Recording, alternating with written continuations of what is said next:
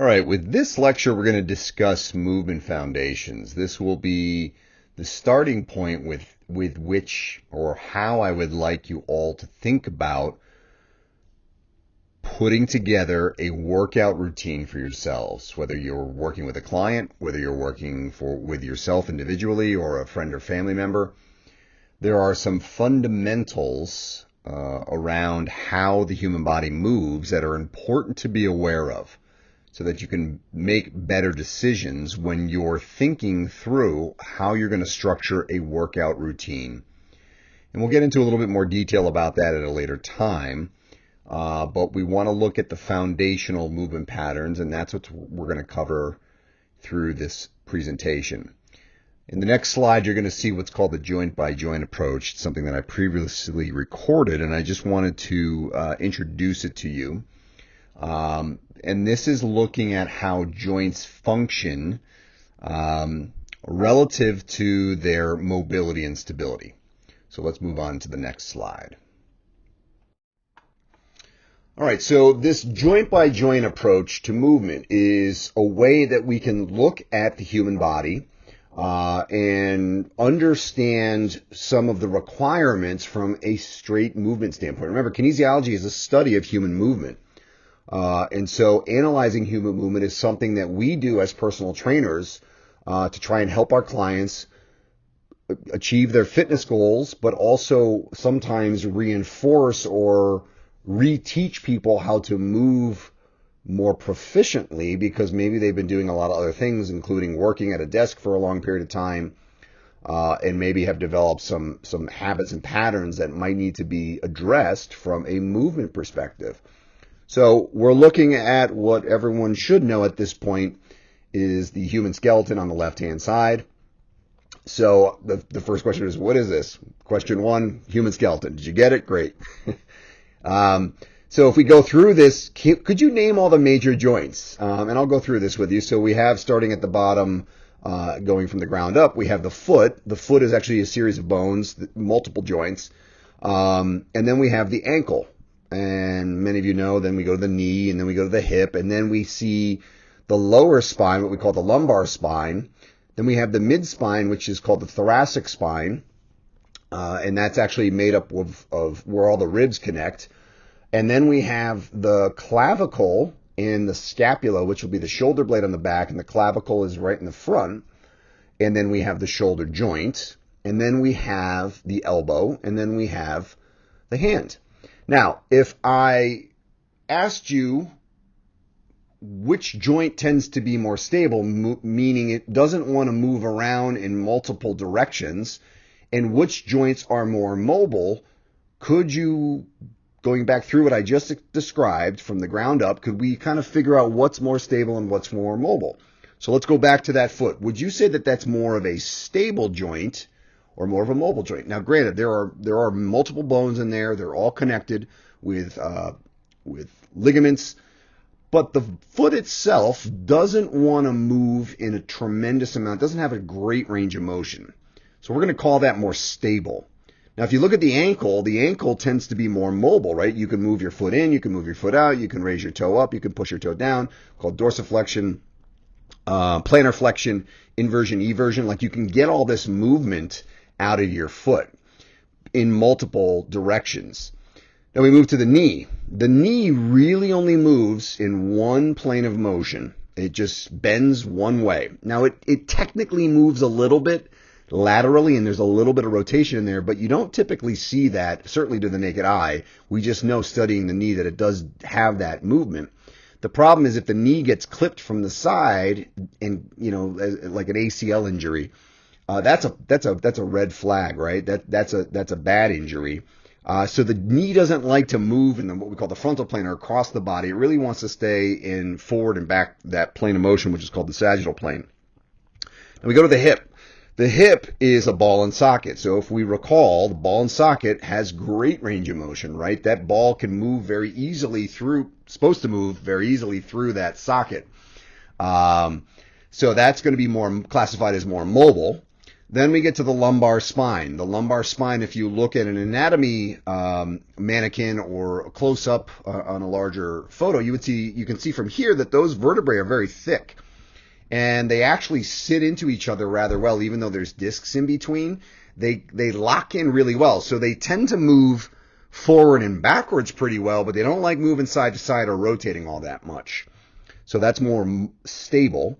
When we get to the thoracic area, the mid-spine, that actually tends to be more mobile. If you sit, as you're sitting and you try and rotate, most of that rotation supposed to come from your thoracic spine. Your clavicle and your scapula, they don't tend to move a ton. They have movement, but they don't like to move excessively. So compare that against your shoulder, which is another ball and socket, tends to be more mobile. Then we get to the elbow, that is more stable. And then we get back to the wrist, and that's more mobile. So stepping back from this, what do you start to see? You should see that there is an alternating pattern. Stable, mobile, etc., etc. Now, the problem arises in people when they have areas that should be mobile or joints that should be mobile that have gotten tight. So, perfect example, if your hips are tight, your hamstrings are tight, and there's multiple muscles that make up the hips, and multiple reasons why hips get tight, but think about if you have tight hamstrings, tight inner thighs, tight hip flexors, the muscle in the front of the hip.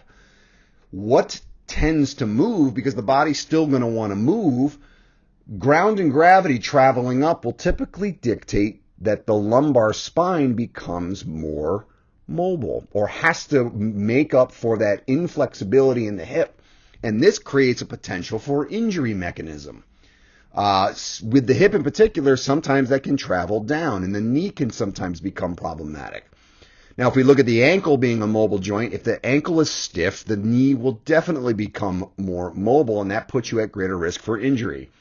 The thoracic spine, that mid-spine, that area tends to need to have mobility, and if it doesn't, the scapula and the shoulder, the scapula becomes a little bit more mobile, and potentially can cause some discomfort in the shoulder, what we call the shoulder girdle. And then the shoulder itself can become hypermobile, meaning it has to move too much, and that can cause injury. So you see that if we get out of whack from a mobility stability standpoint, that puts folks at greater risk of injury. And our job in the personal training space is to evaluate that through a good solid movement screen as one of our intakes to make sure that people are able to move proficiently. And if they're not, I've got to design a program that's going to help them move proficiently so they don't get injured when they pursue their goal. So here you see the 7 foundational patterns of human movement. These are patterns that the human body does day in and day out for the most part in a variety of tasks. So this could be, at work. This could be around the house. This could be, taking your dog for a walk as an example. These patterns aren't dependent upon exercise. These are just generally the way the human body moves. And we're going to break each one down as we go through the rest of this PowerPoint. But you see here, number 1 is a push. So we can typically, as a human being, we can push things. We can sometimes push vertically, horizontally, or somewhere in between those two planes. But we generally can push things away from us with our upper body. And then conversely, we can also pull things with our upper body. So think of grabbing, the easiest thing to think about is a pull-up bar, right? That's a vertical pull-up. But you often grab things down from, and that sometimes you're using gravity to assist you, but you're often grabbing things and bringing them into you, right? That would be essentially a pull pattern. Vertical or horizontal is how we want to think about it from a fitness perspective. And then here you also see it says hang. Sometimes hanging is also a really important aspect, and we'll talk about that a little bit when we look at some examples of hanging and grip work. The third category is the hip hinge. And the hip hinge is, for those of you that are familiar with it, we'll look at pictures of this, but it's basically instead of bending so much at the knee, you're actually bending at the hip to do your work. And in fact, what we know is that there's some benefits, long-term health benefits to hip hinging versus squatting. The next one we see here is squat. And those two terms, bilateral and unilateral. Bilateral means two, so two legs or two legs next to each other. Unilateral means one leg, also known as a lunge, but that could also be any kind of stepping. So, stepping upstairs would be a unilateral squat. And we'll break this down in some of our videos a little bit further, but it's just understand that squatting can happen with two legs or one leg. The fancy term for the personal trainers in the class are bilateral and unilateral. Carry. So we can carry things, right? Pretty straightforward, whether it's a basket or groceries, luggage. We carry things in our hands, and we can carry them in a variety of ways. So we can carry them on our shoulder. We can also carry them on our chest, over our back. There's a lot of different ways we can carry objects, but it's foundational to how we move in a field of gravity. 6 is rotation. So the body can rotate, and this opens up the potential for injury. I'm going to say it right out of the gate because a lot of people don't have the requisite or the correct flexibility, and they rotate anyway, and they end up rotating in areas that may need to become more flexible. So you might cause a little bit extra wear and tear if a joint can't function properly, and we'll look at that in some examples when we get into that rotation. And then the final one is floor or ground patterns. Anytime we're on the floor, and I don't mean lying down on the floor, but think about crawling, think about rolling, think about exercises such as bear crawl and all that stuff. Like, those are all foundational patterns that all of us were really good at one point when we were young. But as we've gotten older, we don't typically integrate ground patterns or floor patterns into our exercise protocol. And there's actually a lot of good evidence to suggest that we should. And I'll talk about that a little bit when we get into it. So as I mentioned, we've got our push pattern. And you can see here a couple of examples of this. Obviously, these are exercise patterns, but we see the woman at the top is doing a little bit more of she's not vertical, she's not perfectly horizontal, pushing further down. She's sort of in between the two. It almost looks like an incline press. Now, you might be thinking, well, how is that an incline press? Well, she's actually positioned her trunk down, so she's actually pushing and driving the force from her legs through her upper body, through her core, through her upper body, and essentially pressing that sled forward, keeping her upper body contracted, anterior deltoids, pectoralis, and triceps in particular, plus there's a little bit of grip work and forearm work, and her back is fully engaged as well. So this would be a great full body exercise that has a pushing emphasis. And on the lower left-hand side, you see a little bit more of a classic push in a weight training environment, and this would be like a powerlifting competition. This gentleman is bench pressing. And then on the right, there's an Olympian who is just finished the jerk portion of a clean and jerk. So he's actually lifted that bar up, explosively lifted that bar up to his chest, and then he's essentially used his legs and done a split jerk where he actually splits his legs out and accelerates that bar vertically. It's certainly a lot of shoulders, but it's also a lot of full body as well. And as you can see, there's quite a bit of weight on that bar. Okay, pattern number 2 is the pull. And you see here we've got in the lower left-hand corner, we have a gentleman. Actually, this looks like it's a Spartan race. And part of the race, you have to climb up do the rope climb, which is using your legs as well as your arms. And then when you get to the top of it, you hit the bell, and that's one repetition. And then you see in the upper right hand side, a group of guys doing the old school tug of war, right? Certainly uses upper body, but it also uses the lower body, so it's a little bit more of a full body exercise. And then in the lower right hand picture, you see a standard lat pull down. Interestingly, you'll notice that the other pictures, you're typically pulling yourself up or pulling something towards you. The lat pull's a little interesting because you're sitting and pulling something down. where typically the human body is pulling itself up to go over or resist against gravity. Now, if you're a beginner, the lat pull down might be the place to start, but eventually we want to move you to more of a full traditional pull up, because that seems to be the best approach from a human development standpoint. But the lat pull down is a good starting point if you're not strong enough to pull yourself up just yet. Okay, so pattern number 3 is the hip hinge. And you see I got 5 photos here. And I wanted to point out in the upper left-hand corner that woman has actually got a pretty nice hip hinge there.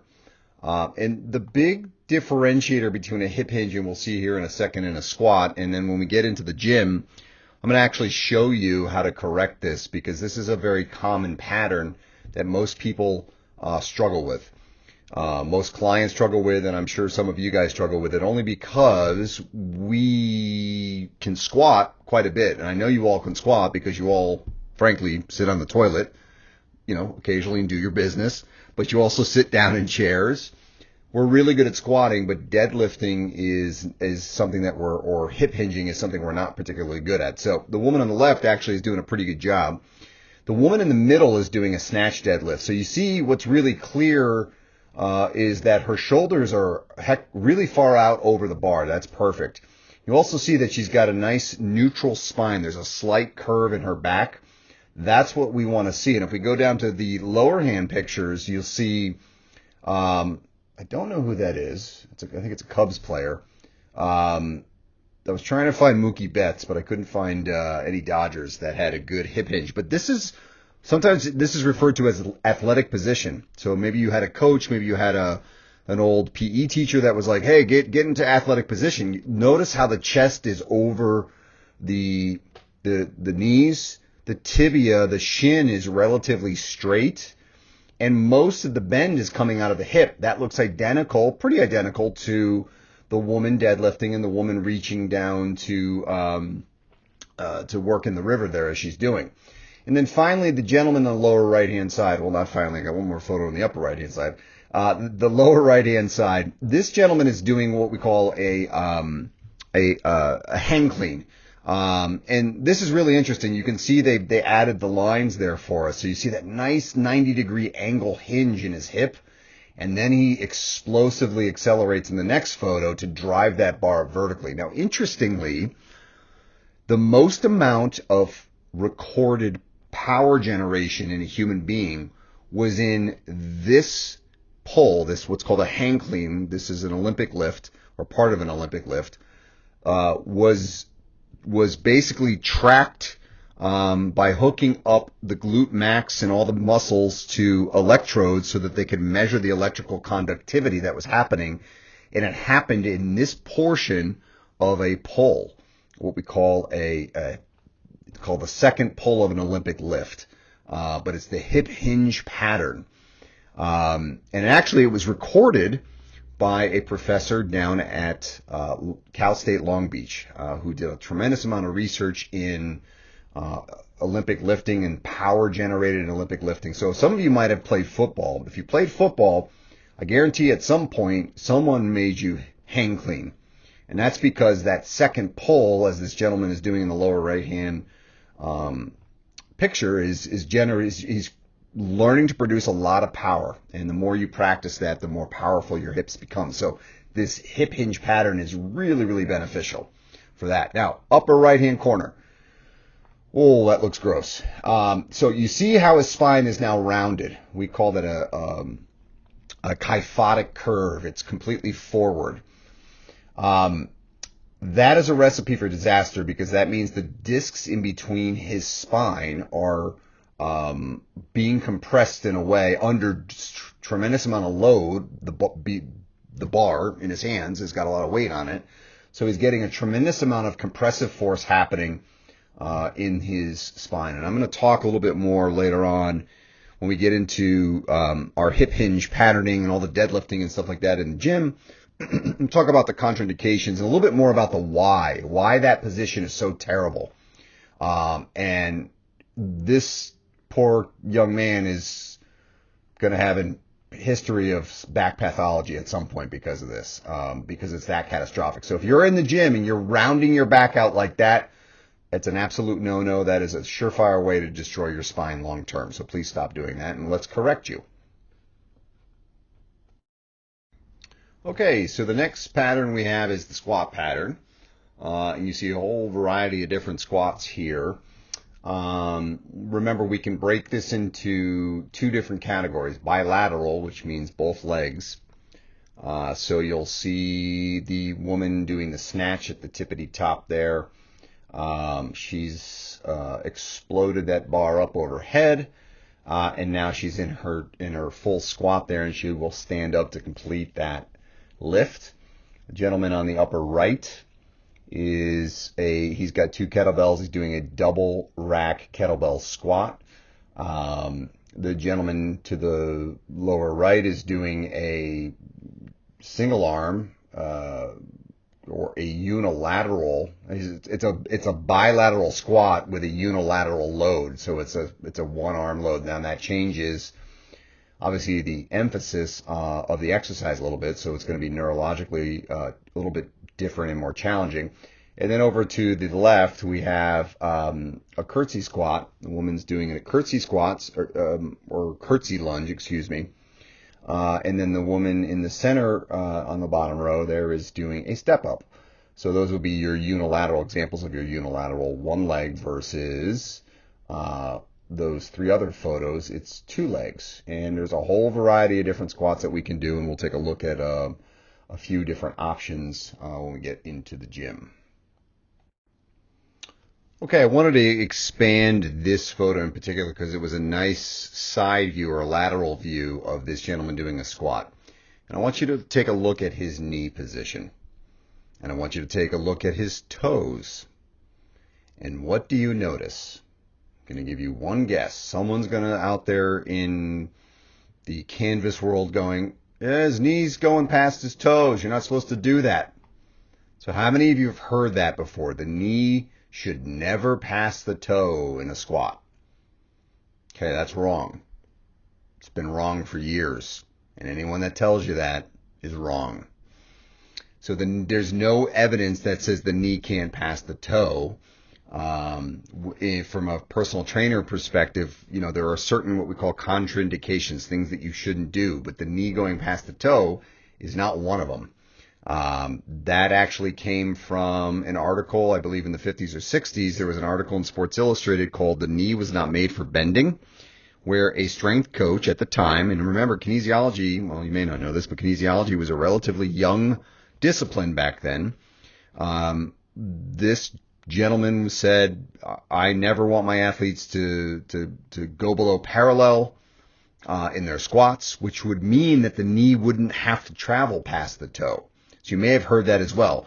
You should only go to parallel with your squat. So the thigh goes to parallel. And if you look at this gentleman, the thigh is below parallel. If you sort of trace the middle of his thigh where the femur or the thigh bone would be, it's below parallel. So that's okay. That's normal. And you also notice that his low back has a nice curve to it. So everything looks really good for this gentleman. He's got great range of motion in his ankles, which allows his knee to translate forward, which allows him to sit back into his heels a little bit. And the big critical thing you see in the second bullet point there is you don't want your heels to come up. It's okay to squat as long as your feet maintain their flat position. Now, if someone has flat feet, that challenges you because you don't have the same stability as someone with an arch. And believe it or not, and I'm not really going to get into this in this class, but in the personal training program, we get into it quite a bit. You can train the arches to train the bottoms of your feet to restore the arches. Just because you have flat feet doesn't mean you have to have flat feet. You can train the muscles to strengthen the arches and create that. And that's actually a much better, it's like a tripod. It's a much better position for your foot, and it helps prevent potential long-term injuries to the knee because a flat foot doesn't function quite as well as an arched foot. So I wanted to just point that out. Flat feet, that's important. If you can't keep your feet flat, don't, you just go as far as you can until your heels slightly come up. But you want to maintain, and you'll work through that range of motion. You'll eventually get there as you start to work on some flexibility. And there is evidence in weight training that says if you simply do the exercises, you will increase your range of motion because you're showing your body that you should be going into these deeper ranges of motion. The more you do that, the more frequent it happens, the body will adapt. And finally, I have you see the little orange arrows, the orange blocks and the arrows. So one thing we have to be worried about, if the heels come up, typically that will shift the force that's running through the body in a squat pattern. So let's say you're going all the way down and your toes, you go up on your toes and your heels pop up. That moves the force of the load. And if you look at this gentleman, look at the kettlebell, draw a line from the kettlebell through his shoulder, through his trunk, straight line to the floor, through his mid-femur, about mid-femur, through his ankle, and right through the middle, sort of the mid-shank, what we call, of the foot. So you draw that line from the bell of the kettlebell. That is where the force production is running through, the line of pull through the human body. As the body has to prevent that kettlebell from falling to the ground, it has to stabilize and put force through the structure. The human body is the structure. Well, if he goes forward on his toes, what will happen is instead of being in the middle of his femur, which is the strongest part of that joint, the strongest part of that bone, the force will shift more towards the knee. And that can put the knee at greater risk for injury. So when the heels come up, it increases shear force. And shear force is that opposite force. Something being pushed one way, something being pushed the other way. And that's what happens inside the knee. So you run the potential for creating an injury in the knee long term. So we want to make sure we work on flexibility, keep those feet flat on the ground. And if you can keep your feet flat on the ground and you have the requisite flexibility or are able to move your ankle appropriately, the knee is totally fine to pass the toe. Okay, so the carry pattern, you can see got a bunch of stuff here, and I apologize, I didn't grab any female photos, but sometimes I try and grab what I can grab, and there's not always great stuff online, so that's a preamble or a pre-warning to you all. I know most of you probably look online to find exercise workouts and stuff like that. I'm glad you're actually with me, but a lot of the stuff isn't great online, unfortunately. So let's move on. All right, so carrying, lower left-hand corner. You see a gentleman there. Looks like he's got a couple bags and luggage, and then there's a gentleman next to him carrying a water bottle, a 5-gallon water bottle for a water cooler. We carry things all day long, and we mentioned that earlier. We probably actually try and avoid carrying things, but what we know is that carries are a fantastic exercise for full body strength, for core, and actually there's quite a bit of core engagement when you do carries. And then there's this correlation between shoulder health and grip strength. So the stronger someone's grip is, typically the better their overall shoulder health is. And I've had clients, I've had folks I've worked with where they said, well, I've got some shoulder stuff, and then I do a simple grip assessment by basically have them squeeze my forefinger and my middle finger. I hold them out in both my hands, and I say, hey, grab my fingers, and I want you to squeeze as hard as you can. And sure enough, the shoulder that has the issue will actually present as having a weaker grip. So that's a very common thing with folks. If you know anyone that has any grip challenges or shoulder issues, see if they can have them squeeze your forefinger and middle finger. Just point them out and say, hey, squeeze my fingers as hard as you can. And see if you can notice a discrepancy between left and right, the left and right grip strength. So we love adding carry work into a program. And for many of you, you're like, geez, I didn't even think of this before. So In the upper left-hand corner, this is an old school strength coach, Dan John. He would just fill up a bag of just weights. So he's carrying weights. He's also dragging a sled behind him. So he just was loading himself up with all sorts of load there or weights just to really challenge his core. It's not a grip as much as he's got to squeeze or bear hug that bag. So it's a little bit different. It's like that gentleman carrying that water bottle. Then you see in the upper middle, the gentleman's got 2 kettlebells. That's a standard farmer carry. And then the gentleman off to the right of him has got a single dumbbell in his right arm. And that is a unilateral farmer's carry. And then in the low right-hand side, hey, if you're bored, you guys, as long as you can keep 6 feet apart, get 6-foot bars, you guys can do some tandem farmer carries with each other in your neighborhood, like those 2 gentlemen. So a lot of different creative ways. You can put the kettlebell overhead. You can put the plate overhead. There are all sorts of different ways to do carries and offset carries, and they really challenge the body in quite a unique way. Okay, so now we're looking at rotation. Now, rotation is tricky because what happens in the gym is a lot of people rotate incorrectly. They rotate through the spine, in particular in their pursuit for ab training. And when we get into the gym setting, I'm going to demonstrate a whole bunch of ways to stabilize the trunk, really get a lot of core engagement. But before we can do that, it's good to understand. Let's look at rotation. So rotation really is a hip issue. You'll notice Tiger Woods here as he starts his downswing on the left-hand side. Notice his pelvis is turned to it's our left if we're looking at, but it's his right. And you can see where his belt buckle is. This belt buckle is over his right foot. He shifted his weight back. His left knee is bent forward, and he's rotated his hips towards the left-hand portion. And you'll notice that the axis or the spine, believe it or not, is relatively vertical. It hasn't lost its shape.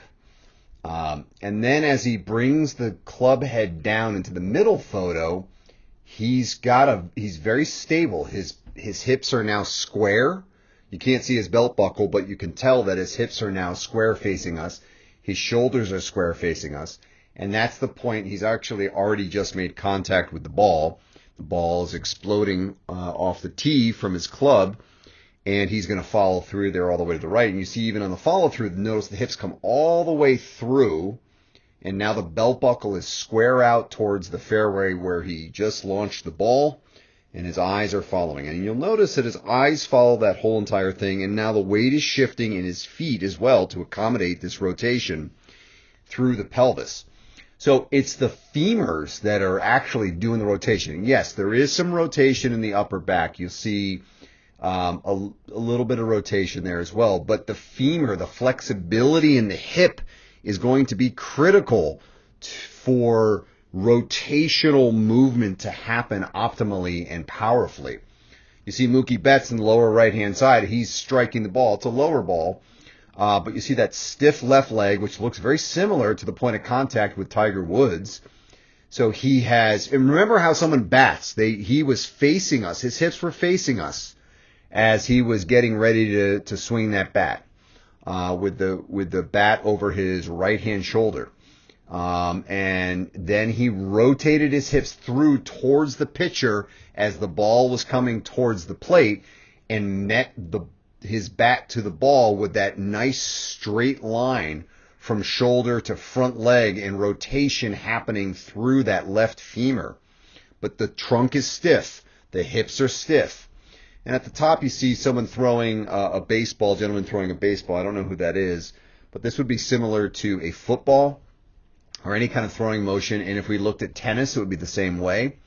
Any rotational sport has the same action. So we don't see the full picture here like we did with Tiger, but you can tell the straight line at this point. So he started on the mound facing us. He rotated his left knee across his body. He wound up with that, rotated his hip away from the delivery location, which would be the plate. So let's just say he was throwing to Mookie Betts. And then he rotated around onto that left leg and allowed the trunk to rotate.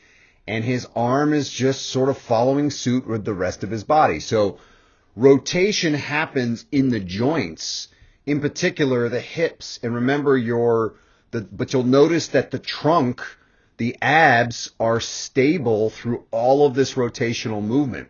So I don't want to see excessive rotation in the lower spine. I want to see nice stability between the hips and the lower abdomen. And that's a good indication of power and a good indication of high functionality of someone's hips and midsection. So that's how rotation should look. And we're going to unpack that a little bit further once we get into the lab, or not the lab, but the into the rotational component of exercise selection in the gym later on in the semester. Okay, and finally we've got our floor ground patterns.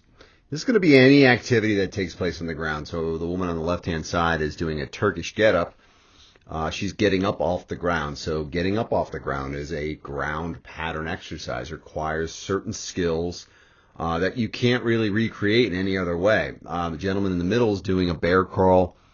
And then you'll see the gentleman on the right, it's a series of rolls. So if you look from the top of that right-hand picture, he's starting on his back supine. And he's looking, in the next picture from the top down, he's reaching with his right hand and looking towards us. And he's initiating that roll. This is an upper body roll. And you can do this with lower body or upper body, depending on how you set it up. But you'll see he's reaching and looking. And your eyes really will dictate, much like the rotation, are always going to dictate movement, the initiation of movement. So you always want to coach yourself or your client to look where you want to go. And then he's rolled all the way over onto his stomach. Now you see he's going to go back to his back in the very bottom. He's looking behind and reaching over, and he's getting all this rotation out of his upper body. Now, this exercise we'll demo it again in the weight room, but this is an upper body roll, meaning really the only thing doing the rolling is the upper body. The lower portion of the body is along for the ride. And we can do a lower body initiated roll as well. And those are very different. And again, these are foundational patterns that we have all developed over time, that we developed when we were, adolescents, babies, and, new to the world and figuring it out. And we had to locomote and get around. And just wanted to also finally say that, in general, human movement doesn't matter where you're from, as long as there's no developmental issue, where there's some sort of some birth issue that's preventing someone from developing. Doesn't matter where you're from in the world. We all develop the same way. It doesn't matter what language you speak. Doesn't matter what color you are. Doesn't matter what orientation. Doesn't matter what gender. None of that matters. Religion. None of that matters. We all develop movement proficiency in a very similar way over the first, year and a half of our lives. And it's all hardwired into us. Now, what we do once we're, an adult, teenager and beyond, we can overwrite some of those patterns and we can start to move less optimally. So this is a way to look at how you might want to consider structuring a workout program. If you're part of the personal training program, I would absolutely encourage you to think through programming this way with your various options, including the push, the pull, the hip hinge, the squat, the carry, rotation work, floor and ground patterns.